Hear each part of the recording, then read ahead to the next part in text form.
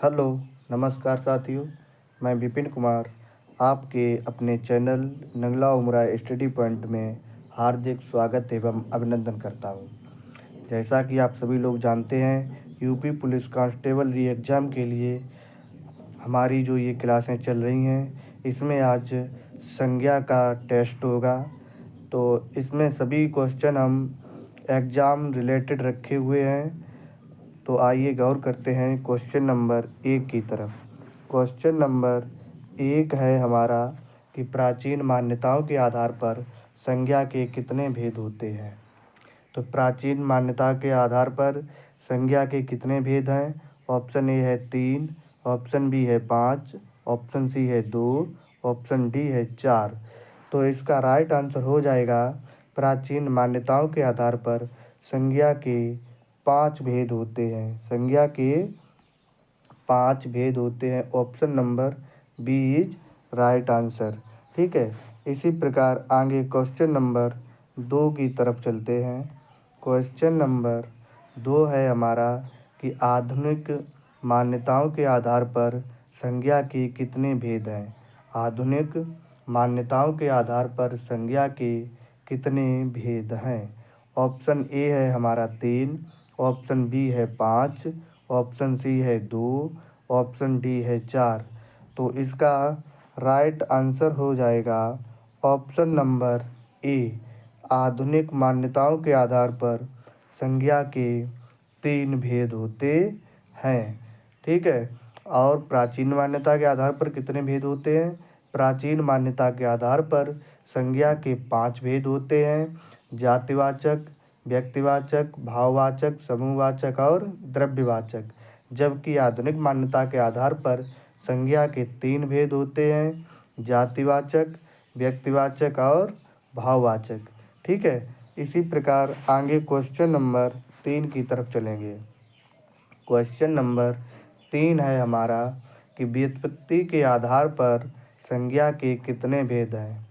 व्युत्पत्ति के आधार पर संज्ञा के कितने भेद हैं। इसमें ऑप्शन नंबर ए होगा हमारा 3, ऑप्शन बी है 5, ऑप्शन सी है 2, ऑप्शन नंबर डी है 4। तो इसका भी राइट आंसर हो जाएगा option number A. Option number A इसका राइट आंसर होगा कि व्युत्पत्ति के आधार पर संज्ञा के 3 भेद होते हैं। अब चाहे व्युत्पत्ति के आधार पर संज्ञा के भेद पूछे या आधुनिक मान्यता के आधार पर संज्ञा के भेद पूछे, दोनों में संज्ञा के भेद कितने होते हैं। संज्ञा के 3 भेद होते हैं। ठीक है। इसी प्रकार क्वेश्चन नंबर 4 की तरफ चलेंगे। क्वेश्चन नंबर 4 है हमारा कि जो संज्ञाएं किसी एक ही प्रकार की सभी वस्तुओं का बोध करती हैं वे कहलाती हैं। क्या कहलाती हैं। ऑप्शन नंबर ए है हमारा व्यक्तिवाचक संज्ञा, ऑप्शन बी जातिवाचक संज्ञा, ऑप्शन सी भाववाचक संज्ञा, ऑप्शन डी समूहवाचक संज्ञा।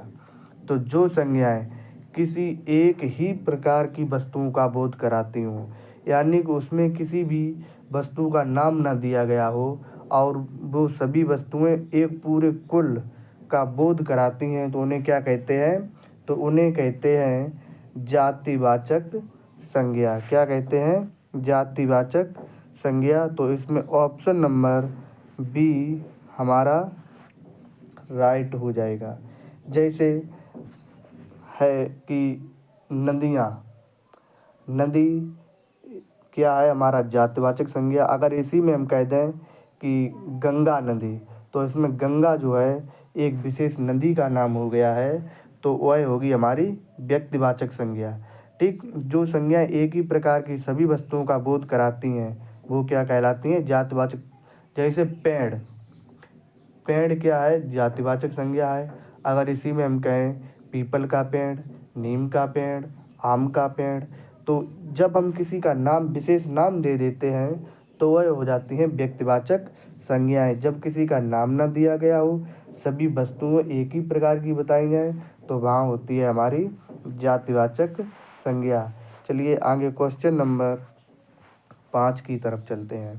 क्वेश्चन नंबर 5 है हमारा जो संज्ञा किसी एक व्यक्ति, वस्तु, स्थान आदि के गुण या दशा का बोध कराती है वह कहलाती है।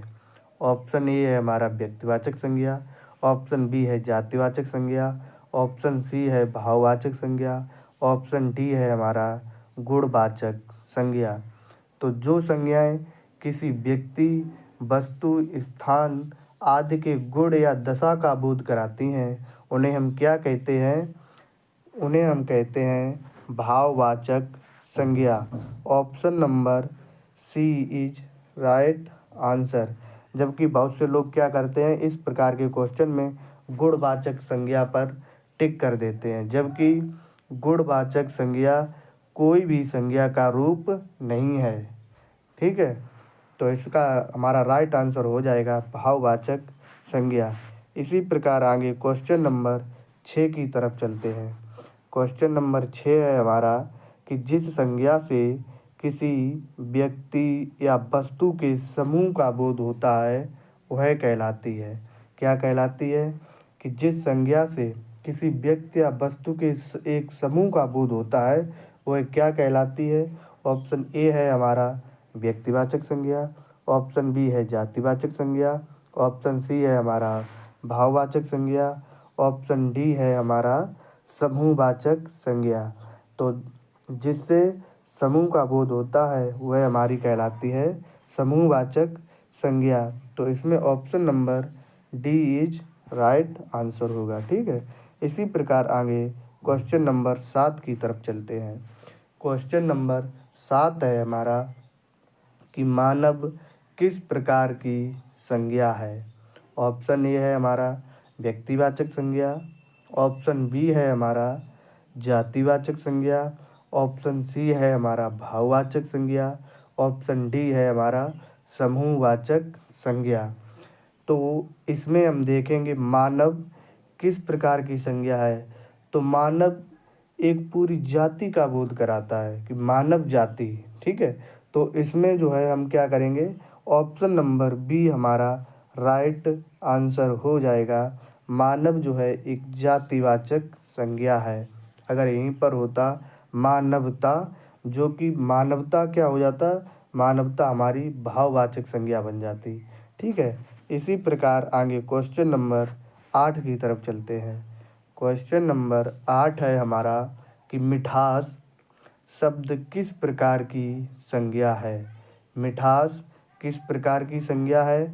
तो ऑप्शन ए है हमारा व्यक्तिवाचक संज्ञा, ऑप्शन बी है जातिवाचक संज्ञा, ऑप्शन सी है भाववाचक संज्ञा, ऑप्शन डी है हमारा समूहवाचक संज्ञा।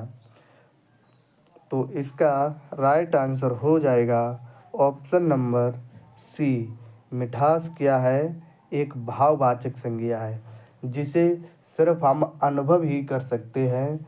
वह सभी संज्ञाएं क्या कहलाती हैं? भाववाचक संज्ञा कहलाती हैं। जैसे मिठास क्या है? भाववाचक संज्ञा है। इसी प्रकार मित्रता, मित्रता क्या है? ये भी एक भाववाचक संज्ञा है। शत्रुता ये भी भाववाचक संज्ञा है। ठीक है, यानी कि जिनसे हम उनके बारे में अनुभव कर सकते हैं, यानी कि उन्हें हम दिखा नहीं सकते हैं, तो वह होती हैं हमारी सभी भाववाचक संज्ञाएं। इसी प्रकार आगे क्वेश्चन नंबर 9 की तरफ चलते हैं। क्वेश्चन नंबर 9 है हमारा कि सभा शब्द किस प्रकार की संज्ञा है। ऑप्शन नंबर ए होगा हमारा व्यक्तिवाचक संज्ञा, ऑप्शन बी जातिवाचक संज्ञा, ऑप्शन सी भाववाचक संज्ञा, ऑप्शन डी समूहवाचक संज्ञा। तो इसका राइट आंसर होगा ऑप्शन नंबर डी समूहवाचक संज्ञा। तो समूहवाचक संज्ञा क्या होती है? जहाँ पर एक विशेष समूह का बोध होता है तो उन्हें क्या कहते हैं? समूहवाचक संज्ञा। जैसे सभा, सभा क्या है? क्या अकेले सभा हो सकती है? नहीं हो सकती। वहाँ पर एक से अधिक व्यक्ति जब एकत्रित होंगे तभी तो सभा होगी। तो सभा में क्या है? एक से अधिक लोग हैं, अतः वहाँ एक समूह बनता है। तो इस प्रकार से सभा शब्द जो है समूहवाचक संज्ञा है। इसी प्रकार आगे क्वेश्चन नंबर 10 की तरफ चलते हैं। क्वेश्चन नंबर 10 है हमारा, स्त्रुत शब्द में किस प्रकार की संज्ञा है? स्त्रुत शब्द में किस प्रकार की संज्ञा है? ऑप्शन ए है हमारा व्यक्तिवाचक संज्ञा, ऑप्शन बी है जातिवाचक संज्ञा, ऑप्शन सी है हमारा भाववाचक संज्ञा, ऑप्शन डी है हमारा समूहवाचक संज्ञा। तो इस प्रकार हम देखते हैं, इसका राइट आंसर हो जाएगा हमारा भाववाचक संज्ञा। स्त्रुत जो है एक भाववाचक संज्ञा है। भाववाचक संज्ञा को पहचानने के लिए हम क्या करते हैं कि भाववाचक संज्ञा में कोई एक मूल शब्द होगा और उस मूल शब्द के पीछे कोई प्रत्यय जुड़ा होगा। तो इसमें हम देखते हैं स्त्रीत्व में स्त्री मूल शब्द है, अत्व जो है एक प्रत्यय है। तो इस प्रकार हमारा स्त्रीत्व जो है भाववाचक संज्ञा है। इसी प्रकार आगे क्वेश्चन नंबर 11 की तरफ चलते हैं। क्वेश्चन नंबर 11 है हमारा कि लड़की गाना गा रही है। लड़की गाना गा रही है में लड़की किस प्रकार की संज्ञा है? तो इसमें देखेंगे, ऑप्शन ए है हमारा व्यक्तिवाचक संज्ञा, ऑप्शन बी है जातिवाचक संज्ञा, ऑप्शन सी है हमारा भाववाचक संज्ञा, ऑप्शन डी है समूहवाचक संज्ञा। तो लड़की गाना गा रही है, इसमें लड़की जो है क्या है, एक पूरी जाति का बोध कराती है। इसमें सभी लड़कियां आ जाएंगी, ठीक है। इसमें किसी विशेष लड़की का नाम नहीं दिया गया है, तो इसलिए लड़की जो है हमारा जातिवाचक संज्ञा के अंतर्गत आएगा। लड़की किस प्रकार की संज्ञा है? लड़की है जातिवाचक संज्ञा। अगर यहीं पर होता कि राधा गाना गा रही है, तो इसमें एक विशेष लड़की का नाम दिया गया है राधा, जो कि राधा क्या है, एक व्यक्तिवाचक संज्ञा है। इसी प्रकार हम आगे क्वेश्चन नंबर 12 की ओर चलेंगे। क्वेश्चन नंबर 12 है हमारा कि गंगा हिमालय से निकलती है। गंगा हिमालय से निकलती है। इसमें गंगा तथा हिमालय किस प्रकार की संज्ञा है? देखिए, इसमें ऑप्शन नंबर ए है हमारा व्यक्तिवाचक संज्ञा, ऑप्शन बी है जातिवाचक संज्ञा, ऑप्शन सी है हमारा भाववाचक संज्ञा और ऑप्शन नंबर डी है हमारा समूहवाचक संज्ञा। तो इसका राइट आंसर होगा ऑप्शन नंबर ए, व्यक्तिवाचक संज्ञा। देखिए, इसमें गंगा तथा हिमालय व्यक्तिवाचक संज्ञाएं किस प्रकार हैं? क्योंकि इसमें गंगा एक विशेष नदी का नाम दिया गया है। तो जहाँ पर किसी का नाम दे दिया जाता है, तो वहाँ पर क्या होती है, व्यक्तिवाचक संज्ञा। अगर यही होती नदी, नदी हमारी हो जाती जातिवाचक संज्ञा, क्योंकि ये नदी जो है भारत में, विश्व में जितनी भी नदियाँ हैं सभी का बोध कराएगी क्या, नदी। तो वह एक हो जाएगी जाति, और इसमें उसका नाम दे दिया गया, कौन सी नदी, गंगा नदी। तो गंगा जो है व्यक्तिवाचक संज्ञा के अंतर्गत आएगी। इसी प्रकार हिमालय है, हिमालय एक विशेष पर्वत का नाम है, तो इसलिए ये व्यक्तिवाचक संज्ञा के अंतर्गत आएगा। और पर्वत शब्द जो है वो जातिवाचक संज्ञा के अंतर्गत आएगा, ठीक है। तो इसमें गंगा तथा हिमालय दोनों शब्द किस किस प्रकार की संज्ञा है? तो ये दोनों व्यक्तिवाचक संज्ञा के उदाहरण हैं। इसी प्रकार आगे क्वेश्चन नंबर 13 की तरफ चलेंगे। क्वेश्चन नंबर 13 है हमारा कि पंडित जी भारत के प्रथम प्रधानमंत्री थे। पंडित जी भारत के प्रथम प्रधानमंत्री थे। इस वाक्य में पंडित जी किस प्रकार की संज्ञा है? इसमें ऑप्शन नंबर ए हो जाएगा हमारा व्यक्तिवाचक संज्ञा, ऑप्शन बी हमारा हो जाएगा जातिवाचक संज्ञा, ऑप्शन सी हमारा हो जाएगा भाववाचक संज्ञा, ऑप्शन डी हो जाएगा हमारा समूहवाचक संज्ञा। तो इसमें देखिए, पंडित जी किस प्रकार की संज्ञा है? वैसे पंडित जी पंडित जो देखा जाए एक जातिवाचक संज्ञा के अंतर्गत आएगा, लेकिन यहाँ पर एक विशेष व्यक्ति पंडित जवाहरलाल नेहरू की तरफ ये वाक्य इंगित करता है। तो यहाँ पर हमारा जो है पंडित जी शब्द जो है किसके अंतर्गत आएगा, ये हमारा व्यक्तिवाचक संज्ञा के अंतर्गत आएगा। तो इसका राइट आंसर होगा ऑप्शन नंबर ए। ठीक है, अगर यहाँ पर क्वेश्चन ये होता कि पंडित जी हवन कर रहे हैं, पंडित जी हवन कर रहे हैं, तो इसमें क्या है, पंडित जो है एक जाति का बोध हो जाता है। ठीक है, अब कौन से पंडित हवन कर रहे हैं ये तो पता नहीं है। अगर इसमें नाम दे रखा है, जैसे नाम दे रखा होता कि सीताराम पंडित हवन कर रहे हैं, तो इसमें जो है पंडित जो है सीताराम उनका नाम है, तो वहाँ पर व्यक्तिवाचक संज्ञा आ जाती। और यहाँ पर है पंडित जी भारत के प्रथम प्रधानमंत्री थे, तो इसमें भारत के कोई जवाहरलाल नेहरू के अलावा दूसरे पंडित जी तो हो नहीं जाएंगे। तो इस प्रकार जो है पंडित जी शब्द यहाँ पर व्यक्तिवाचक संज्ञा के अंतर्गत आएगा। ठीक है, इसी प्रकार आगे क्वेश्चन नंबर 14 की ओर चलेंगे। क्वेश्चन नंबर 14 है हमारा कि कौन सा शब्द भाववाचक संज्ञा नहीं है। कौन सा शब्द भाववाचक संज्ञा नहीं है। तो इसमें देखेंगे ऑप्शन ए है हमारा मिठाई, ऑप्शन बी है चतुराई, ऑप्शन सी है लड़ाई, ऑप्शन डी है उतराई। ठीक है, तो इसमें हम देखेंगे कि कौन सी भाववाचक संज्ञा नहीं है। ठीक है, तो हमने क्या बताया, भाववाचक संज्ञा छांटने के लिए क्या करना होता है, हम देखते हैं कि किन किन शब्दों के बाद में प्रत्यय लगा है, यानी जो शब्द एक प्रत्यय से मिलकर बने होंगे तो वह होगी हमारी भाववाचक संज्ञा। जैसे इसमें हम देखते हैं उतराई, उतर प्लस आई। ठीक है, तो इसमें आई प्रत्यय जुड़ा हुआ है, इसका मूल शब्द है उतर। ठीक है, तो इसमें हमारी ये तो भाववाचक संज्ञा हो जाएगी। लड़ाई, लड़ प्लस आई से बना है लड़ाई, तो ये भी भाववाचक संज्ञा है। चतुराई, चतुर प्लस आई से मिलकर बना है चतुराई, तो ये भी हमारी भाववाचक संज्ञा है। और इसमें देखेंगे मिठाई, मिठाई क्या है, मिठाई एक प्रकार की जातिवाचक संज्ञा है।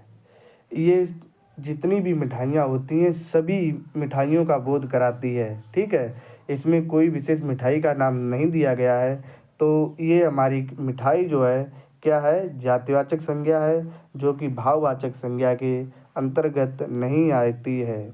तो इस प्रकार मिठाई जो है हमारा राइट आंसर हो जाएगा। Option number A is right answer. इसी प्रकार आगे क्वेश्चन नंबर 15 की ओर चलते हैं।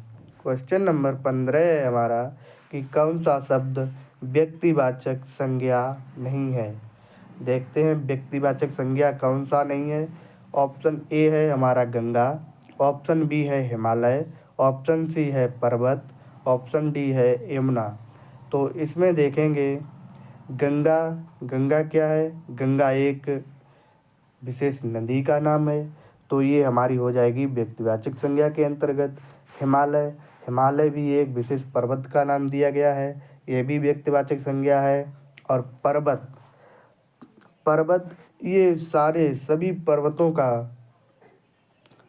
पर्वतों के बारे में व्यक्त करता है, तो इसमें किसी विशेष पर्वत का नाम तो नहीं दिया गया है। ये पर्वत जो है हमारी जातिवाचक संज्ञा हो जाएगी, जो कि व्यक्तिवाचक संज्ञा नहीं है। और ऑप्शन नंबर डी है हमारा यमुना, यमुना भी एक विशेष नदी का नाम है, इस प्रकार यमुना भी हमारी व्यक्तिवाचक संज्ञा हो जाएगी। तो इस प्रकार हमारा राइट आंसर होगा ऑप्शन नंबर सी, पर्वत व्यक्तिवाचक संज्ञा नहीं है। यह किस प्रकार की संज्ञा है, यह जातिवाचक संज्ञा है। इसी प्रकार आगे क्वेश्चन नंबर 16 की तरफ चलेंगे। क्वेश्चन नंबर 16 है हमारा कौन सा शब्द जातिवाचक संज्ञा नहीं है। ऑप्शन ए नदी, option B Himalaya, option C पर्वत, ऑप्शन डी पठार। तो इसमें देखेंगे कौन सा शब्द जातिवाचक संज्ञा नहीं है। तो इसमें देखेंगे नदी, नदी भी क्या है, एक जातिवाचक संज्ञा है। हिमालय, हिमालय एक विशेष पर्वत का नाम दिया गया है, इसलिए हमारा इसका राइट आंसर हो जाएगा ऑप्शन नंबर बी। हिमालय जातिवाचक संज्ञा नहीं है। हिमालय किस प्रकार की संज्ञा है? हिमालय हमारी व्यक्तिवाचक संज्ञा है। और ऑप्शन सी है पर्वत, ये भी जातिवाचक संज्ञा है। ऑप्शन डी पठार, ये भी जातिवाचक संज्ञा है। इसी प्रकार आगे क्वेश्चन नंबर 17 की तरफ चलेंगे। क्वेश्चन नंबर 17 है हमारा, कौन सा शब्द द्रव्यवाचक संज्ञा नहीं है? कौन सा शब्द द्रव्यवाचक संज्ञा नहीं है? ऑप्शन ए है सोना चांदी, ऑप्शन बी है दूध और घी, ऑप्शन डी है गंगा यमुना, ऑप्शन डी है तेल। तो हम द्रव्यवाचक संज्ञाएँ कौन सी होती हैं? जिन संज्ञाओं को हम नाप या तौल सकते हैं वे सभी संज्ञाएँ द्रव्यवाचक संज्ञा के अंतर्गत आती हैं। तो इसमें सोना और चांदी क्या है? द्रव्यवाचक संज्ञा है। दूध और घी ये क्या है? ये भी द्रव्यवाचक संज्ञा है। और ऑप्शन सी गंगा यमुना, गंगा और यमुना ये किस प्रकार की संज्ञाएं हैं? ये हमारी व्यक्तिवाचक संज्ञा के अंतर्गत आएंगी, जो हमारा राइट आंसर हो जाएगा ऑप्शन नंबर सी। और तेल, तेल क्या है? ये भी एक द्रव्यवाचक संज्ञा है। तो इसमें द्रव्यवाचक संज्ञा कौन सी नहीं है? तो गंगा और यमुना हमारी द्रव्यवाचक संज्ञा नहीं है, क्योंकि गंगा और यमुना जो है व्यक्तिवाचक संज्ञा के अंतर्गत आएंगी। इसी प्रकार क्वेश्चन नंबर 18 की ओर चलेंगे। क्वेश्चन नंबर 18 है हमारा, कौन सा शब्द भाववाचक संज्ञा नहीं है? कौन सा शब्द भाववाचक संज्ञा नहीं है? तो इसमें ऑप्शन नंबर ए है हमारा मित्रता, ऑप्शन बी है क्रोध, ऑप्शन सी है मिठास, ऑप्शन डी है मिठाई। तो इसमें हम देखेंगे मित्रता, मित्रता एक भाववाचक संज्ञा है। और ऑप्शन बी है क्रोध, क्रोध भी क्या है? एक भाववाचक संज्ञा है। और ऑप्शन सी मिठास, ये भी एक भाववाचक संज्ञा है। जबकि ऑप्शन नंबर डी मिठाई, मिठाई क्या है? यह एक जातिवाचक संज्ञा है। तो इसका राइट आंसर हो जाएगा ऑप्शन नंबर डी। ठीक है। इसी प्रकार आगे हम क्वेश्चन नंबर 19 की तरफ चलते हैं। क्वेश्चन नंबर 19 है हमारा, कौन सा शब्द समूहवाचक संज्ञा नहीं है? यानी कि ऐसी कौन सी संज्ञा है जिससे हम समूह का बोध नहीं कर पा रहे हैं? तो इसमें ऑप्शन नंबर ए होगा हमारा मंडल, ऑप्शन बी सभा, ऑप्शन सी भीड़, ऑप्शन डी है पुस्तक। तो इसमें ऑप्शन नंबर ए जो है मंडल, ये एक समूहवाचक संज्ञा है। ऑप्शन बी सभा, ये भी समूहवाचक संज्ञा है। ऑप्शन डी भीड़, ये भी समूहवाचक संज्ञा है। जबकि पुस्तक, option number D is right answer. पुस्तक एक किस प्रकार की संज्ञा है? पुस्तक एक जातिवाचक संज्ञा है, क्योंकि पुस्तक से हमें सभी पुस्तकों का ज्ञान होता है। ठीक है। अगर इसमें किसी विशेष पुस्तक का नाम दे दिया गया होता, जैसे हिंदी की पुस्तक, ठीक, गणित की पुस्तक, तो ये हमारी हो जाती व्यक्तिवाचक संज्ञा। जबकि पुस्तक जो है हमारी है जातिवाचक संज्ञा। तो क्वेश्चन नंबर 19 का राइट आंसर होगा ऑप्शन नंबर डी। इसी प्रकार आगे क्वेश्चन नंबर 20 की तरफ चलते हैं। क्वेश्चन नंबर 20 है हमारा कि भाववाचक संज्ञा की रचना कितने प्रकार से की जा सकती है? भाववाचक संज्ञा की रचना कितने प्रकार से की जा सकती है? ऑप्शन नंबर ए है हमारा 2 प्रकार से, ऑप्शन बी है 3 प्रकार से, ऑप्शन सी है 5 प्रकार से, ऑप्शन डी है हमारा 8 प्रकार से। तो इसका राइट आंसर हो जाएगा ऑप्शन नंबर सी। भाववाचक संज्ञाओं की रचना हम 5 प्रकार से कर सकते हैं। भाववाचक संज्ञाएं हम जो है किस किस से बना सकते हैं, क्रिया से, जातिवाचक संज्ञा से भी हम भाववाचक संज्ञा बना लेते हैं, और विशेषण से भी हमारी भाववाचक संज्ञा बन जाएगी, सर्वनाम से और अव्यय से। इस प्रकार हम कुल 5 प्रकार से भाववाचक संज्ञाओं का निर्माण कर सकते हैं। इसी प्रकार आगे क्वेश्चन नंबर 21 की तरफ चलते हैं। क्वेश्चन नंबर 21 है हमारा कि बाप का संबंधवाचक संज्ञा रूप होगा। बाप का संबंधवाचक संज्ञा रूप होगा। ऑप्शन नंबर ए है हमारा बापा, ऑप्शन बी है बापती, ऑप्शन सी है बपौता, ऑप्शन डी है बपौती। तो बाप से संबंधवाचक संज्ञा का रूप कौन सा होगा? तो इसमें हमारा राइट आंसर हो जाएगा option number D. Option number D is right answer. बाप का संबंधवाचक संज्ञा रूप क्या होगा? बाप का संबंधवाचक संज्ञा रूप बपौती होगा। ठीक है, इस प्रकार हमारे क्वेश्चन नंबर 21 का आंसर होगा ऑप्शन नंबर डी। ठीक है, इसी प्रकार हम आगे देखते हैं। चलिए, तो यहाँ तक हमारे जो भी संज्ञा से संबंधित इम्पोर्टेंट क्वेश्चन थे वो मैं आप सभी लोगों के लिए लेकर के आया था। ठीक है, हमें आशा है कि आप लोगों को हमारे द्वारा ये जो कंटेंट तैयार किया जाता है ये बहुत ही अच्छा लग रहा होगा।